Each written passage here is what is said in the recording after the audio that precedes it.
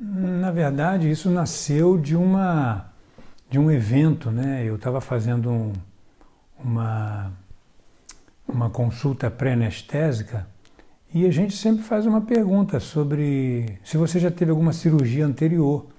E uma senhora de uns 50 anos mais ou menos me respondeu que teve um evento, uma cirurgia de emergência no pescoço, que foi quando ela era criança, que o médico salvou a vida dela. E aí nós fomos investigar bem direitinho, até escrevi uma crônica, né, um pequeno texto sobre esse episódio e resolvi homenagear esse médico que eu até hoje não conheço, ela nem lembra mais quem é, nem nada, mas simplesmente ela teve uma difteria e chegou num hospital bem pequenininho ainda, parece que com 3 anos de idade, com uma tremenda falta de ar, né? Ainda já estava cianótica, quando o médico pegou um instrumento lá e fez uma traqueostomia de emergência. E salvou a vida dela. Olha só, uma pessoa que a gente não lembra mais quem é, e na verdade uma medida heróica, né? Um médico daquela época, há 50 anos atrás aproximadamente, quer dizer, tem que ter muita coragem. E aí me veio na cabeça de homenagear, render a nossa homenagem aos médicos que chegaram aqui na nossa cidade bem antes, né? E com recursos pequenos e fizeram esse trabalho que inclusive formou uma faculdade de medicina, né? Volta Redonda. Eu acho que foi lá atrás que começou-se a pensar nisso. E aí nasceu a FOA, olha só que potência que é hoje, né? De onde eu vim, né? Vim lá do Rio de Janeiro para estudar aqui em Volta Redonda, uma cidade diferente, né? E fui bem acolhido e depois recebi um título de cidadão volta-redondense. Você imagina, isso é muita alegria, né? E os médicos, né? Alguns professores da escola, que eu tenho com muito carinho, muita gratidão. Outros que não foram professores, mas na escola de medicina, mas foram professores na vida, né? Porque eu convivi com alguns deles profissionalmente, fiz anestesia para alguns, trabalhei e esse povo realmente com recursos muito pequenos fez história em Volta Redonda, né? E todo mundo que está aí hoje aprendeu de certa forma com esses que nós vamos homenagear. Pode ser que eu me esqueça de alguns, né? Mas está aberto. Se algum colega médico vê o nosso programa e quiser criticar e acrescentar, é bem-vindo. Vamos fazer a homenagem.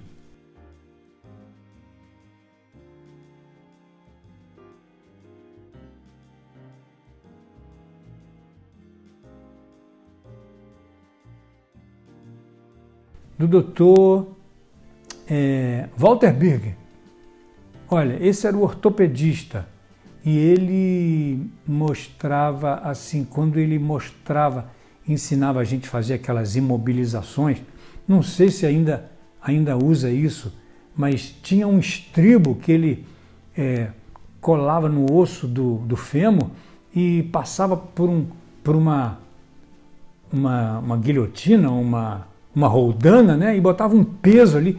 Ele fazia aquilo ali com uma extrema facilidade, mostrava com entusiasmo que uma redução de uma fratura produz no paciente assim, um alívio na dor, né? E ele fazia isso com muito... ele gostava daquilo, né? Uma pessoa que gostava da profissão era ele. E olha que ele era uma pessoa assim empinada, né? Um ereto e magrinho, e ele trabalhou até bem pouco tempo. Eu não sei se quanto tempo faz que ele faleceu, mas olha, ele trabalhou até bem tarde, viu? E com muito carinho também. Meu nome é Tânia Regina Birger, né? Filha do Dr. Walter, ortopedista, e da Eliane, enfermeira. Eles vieram para Volta Redonda, recém-casados. Uhum. E ele era carioca, mas o carioca mais volta-redondense possível, porque ele adorava essa cidade, e minha mãe era de São Luís. E aí se encontraram no Hospital de Bom Sucesso, casaram e vieram para cá. E aí nasceu 3 meninas. Eu sou a caçula, tem a Isabel, a Anaísa e eu sou a caçula. E aí começamos a contar a história de Volta Redonda, né? Estudando no Rosário, e meu pai médico foi trabalhar no hospital da CSN. E aí foi até 84 anos trabalhando, ele não se via parar. E aí teve o Alzheimer e teve que parar. Aí a doença fez ele parar, mas ao mesmo tempo a medicina ele sabia tudo, ele não sabia as pessoas que estavam em volta, né? Mas na medicina ele não esqueceu nada, ele só parou mesmo porque foi obrigado a parar, porque a medicina para ele era a vida dele. Ele era muito divertido, e tudo ele fazia graça e estava sempre disposto a ajudar. Ele explicava, ele tinha o dom de ensinar. E quando o Dr. Paulo me falou, que eu sou paciente dele, ele falou que tinha essa homenagem, eu fiquei toda feliz por causa dele ter lembrado do meu pai. Mas até hoje, meu pai morreu em 2015, até hoje as pessoas na rua vêm e agradecem e falam que o teu pai fez uma coisa boa na minha família, teu pai deu aula para o meu filho, teu pai... Cada um fala uma coisa, teu pai me deu emprego. Então, até hoje ele é sempre muito lembrado. Eu acho que ele sabia que ele tinha feito um bom papel aqui, eu acho que as pessoas sempre reconheceram, ele teve essa sorte. É muito bom, eu sou orgulhosa de ter tido os exemplos que ele me deu, né? De ter recebido os exemplos. E eu não sei nem dizer, tem uma hora que eu fico muito emocionada, porque eu lembro da gente junto, fazendo um monte de coisas, e as pessoas na rua também lembram da gente pequena.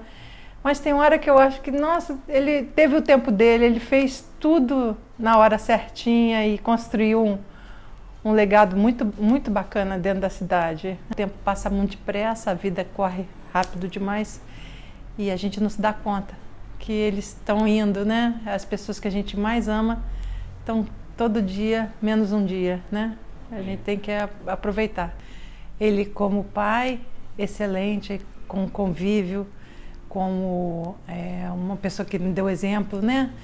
Eu acho que ele deu todos os tiques,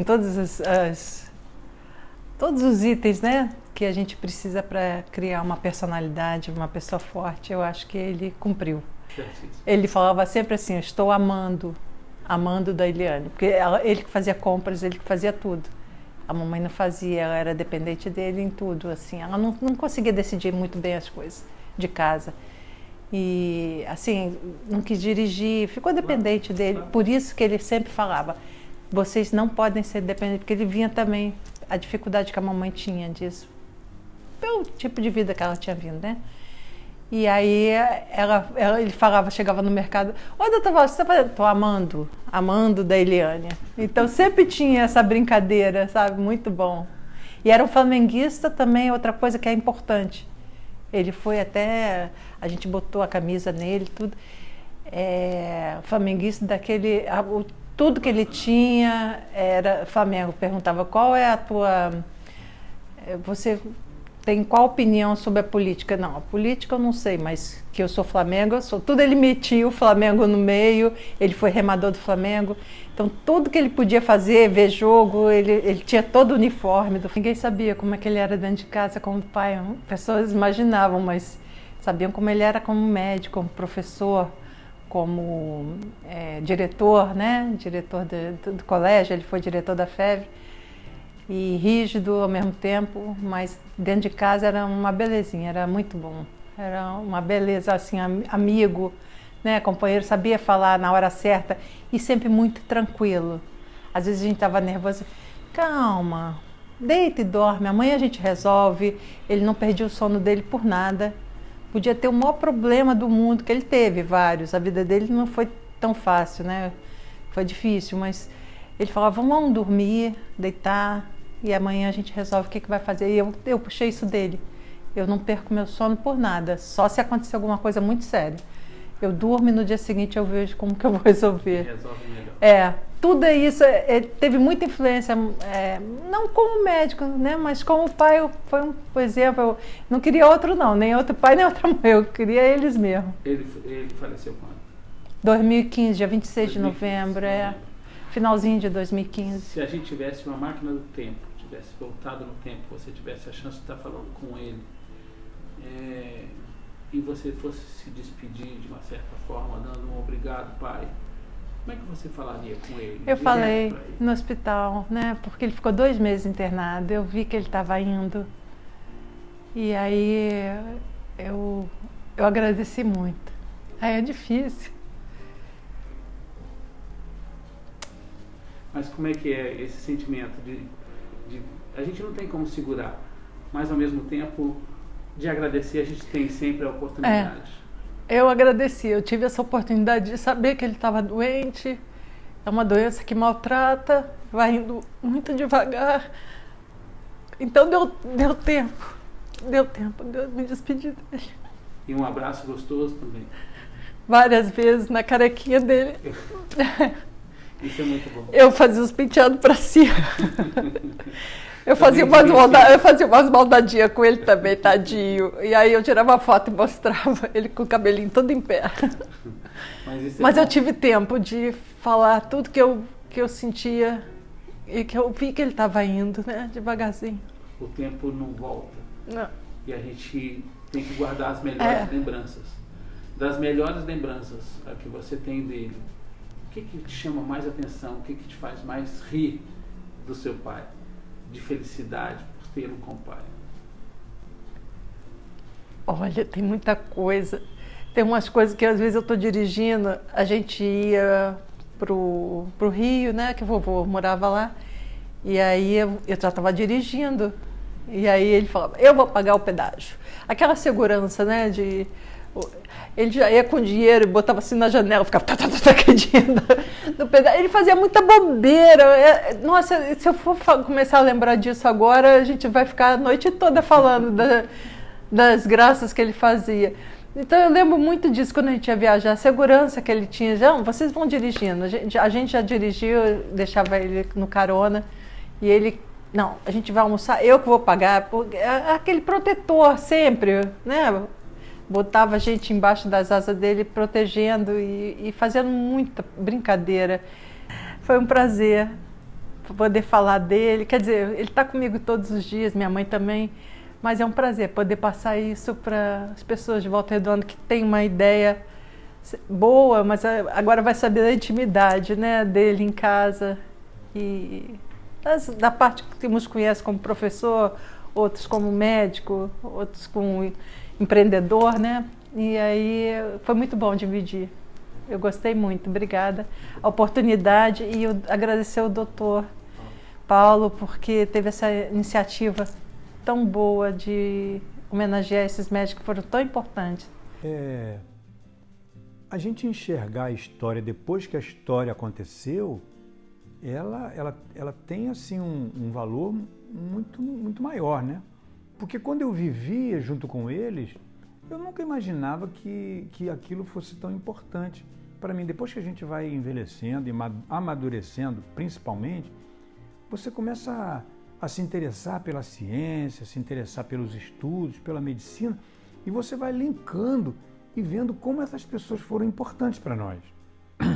Por exemplo, o Dr. Albino. Dr. Albino foi professor de pediatria, e agora eu me comuniquei com a minha filha, né, que é formada há uns 6 anos mais ou menos. Ele foi professor da minha filha também. Você imagina? Ele era outra pessoa que está aqui até hoje, trabalhando, rapaz. Ele acho que tem quase 90 anos. Há pouco tempo eu parei para comer uma empada lá na vila, na Empadona, fazendo um jabá aqui, né? E estava lá o Dr. Albino. Ele não, logicamente, que eu tive que sentei do lado dele e me identifiquei. E ele começou a falar um pouco sobre a vida dele, sobre o tempo, né? Tudo. Olha, que coisa maravilhosa, lúcido, uma lucidez e uma competência, né? Até hoje ele trabalha no serviço público, atendendo crianças aí. É um exemplo, né? Um exemplo de vida, de profissionalismo maravilhoso. não sei, orgulho, né? Quer dizer, não sei que eu faço isso espontaneamente. É isso que eu gosto de fazer. Um orgulho muito grande, muito grande. Toda a história dele é uma história de muita dedicação, amor pela vida e amor pela vida do outro, que eu acho que é o que mais me marca pela personalidade dele. Um prazer em ajudar as pessoas, né? Não só aquelas que estão precisando dele como um médico, mas ele é uma pessoa que você a qualquer hora, tô com um problema assim, ele vai sentar e vai te ouvir, pelo menos. Ele pode até não contribuir, mas pelo menos ele vai te ouvir, né?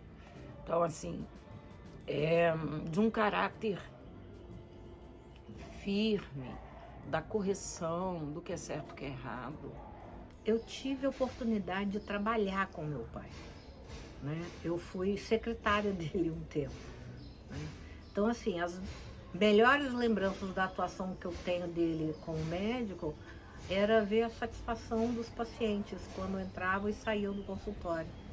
Era de ouvir de perto os relatos de que, poxa, o seu pai descobriu o que o meu filho tinha e ninguém mais descobriu, né? Ele se dedicou à minha família, ao meu filho, e graças a ele meus filhos estão vivos. Minha visão era proteger uma criança, fazer proteção da criança, né? Isso estava em meu primeiro lugar. Tanto é que eu chego numa fase em que eu ia atender uma criança em casa, fazia muito domicílio. E assim, era um tento que eu aplicava. Mas isso me custou, depois, mais tarde, uma separação, porque a mãe delas achava que eu ficava muito fora, né? Ficava 3 horas da madrugada, eu não largava isso, né? Quando a gente é pequena, né? Quando a gente é criança, a gente costuma não entender muito a ausência de um pai médico, né? A gente só sente a ausência. Mas à medida que você vai crescendo, você vai vendo que aquela ausência não significa uma não presença, né? Ele está presente, ele ensina coisas.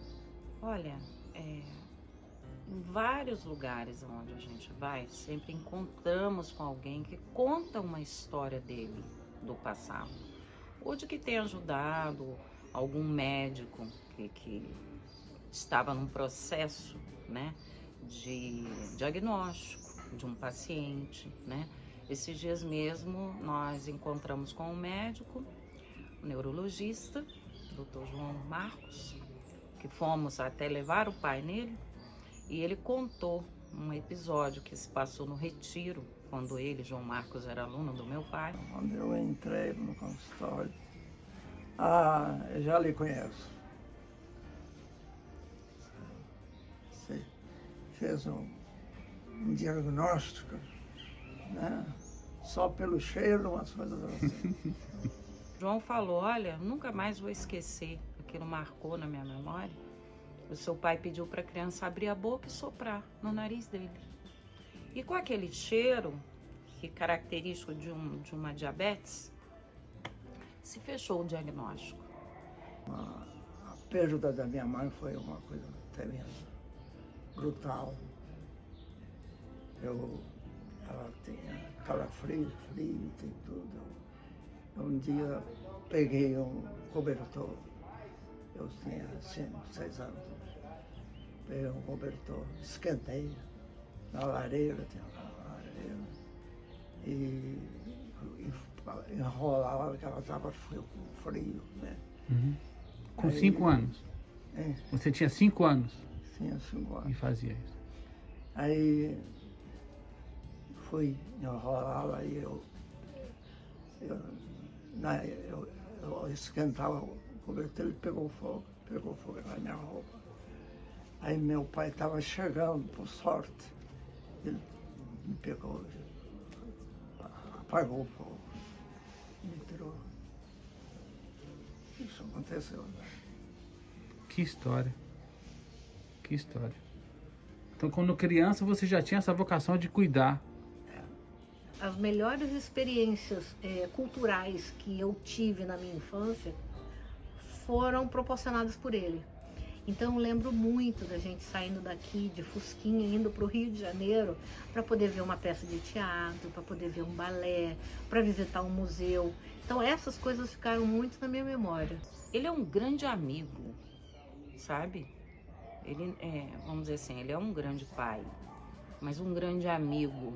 Aquele que você pode conversar, colocar teus problemas para ele tem uma troca com a gente incrível, incrível. Então, eu diria assim, que ele é muito mais um amigo nosso, né, do que aquela coisa do pai. Óbvio, um hiperprotetor, sempre foi, muito. E de uma paciência gigantesca. E a sua trajetória na FOA? Você também formou muitos médicos. Como é que é essa sensação de ter formado tanta gente? Às vezes, quando eles fazem um chamado e me apresentam lá para tudo. Lá tem um teatro lindo agora. Lindo, lindo. Porque lá, nesse anfiteatro era um barraco de tábua e telha. Né? Eu dava aula de pediatria ali naquela canto. E lá só tinha um pavilhão de engenharia lá só, e o resto tudo mato. No Hospital da Siderúrgica, eu tomei conta do isolamento lá. Durante todo o tempo que eu estive lá, né, eu dei assistência no isolamento. Né. Com isso, eu era também chamado a outros hospitais para dar pareceres, etc. Quer dizer, eu tinha realmente aquela experiência, ajudou muito. Você gostou mais da pediatria ou da infectologia? Olha, eu gostei muito mais da pediatria. Por quê? Porque a infectologia, a gente perdia muito paciente. Eu escolhi pediatria porque as crianças recém-nascidos, né, por exemplo, tinha tétano umbilical. Tétano umbilical, eles tinham que pegar, morriam todos. Né? E eu cuidava deles, né? Tinham todos para lá, transferidos dos hospitais do centro, vários centros, né, do Rio de Janeiro, iam para lá e eu vivia com eles. E lá tinha também enfermaria de tuberculose de criança também, eu cuidava de criança. Eu também fazia parto, sabe? Fazia parto.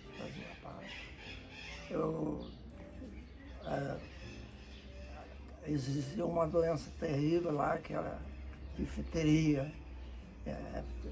nasal, ou auditiva, e eu fazia traqueostomia, tinha mais de 100 traqueostomias que eu fazia lá. Então eu lidei muito com criança, com tudo. Né? E com isso eu me aprimorando a pediatria cada vez mais. Eu acho que ainda fiz pouco, poder fazer mais. Sabe? Eu não tenho realmente essa vaidade. Mas quantos anos você está hoje? 95. E aos 95 anos de idade, você acha que podia fazer mais? Podia fazer mais. E agora eu estou fazendo, né? Estou indo, segunda e terça e sexta-feira, 3 dias vou lá. Lá eu acompanho os colegas dando aula, né? E eles me perguntam às vezes, como é que eu saí, né? Tem mais alguma coisa a gente a pesquisar nessa criança, na história, nessa coisa. Aí eu digo para eles, ótimo, excelente, foi bom, não foi bom. Olá, parei aqui no meio do barulho para agradecer a você por ter compartilhado e assistido ao vídeo da nossa série. Você pode compartilhar para ter mais visualização e outras pessoas participarem também. Você pode também sugerir pessoas para serem homenageadas. Na próxima semana teremos um novo vídeo. Um forte abraço para você.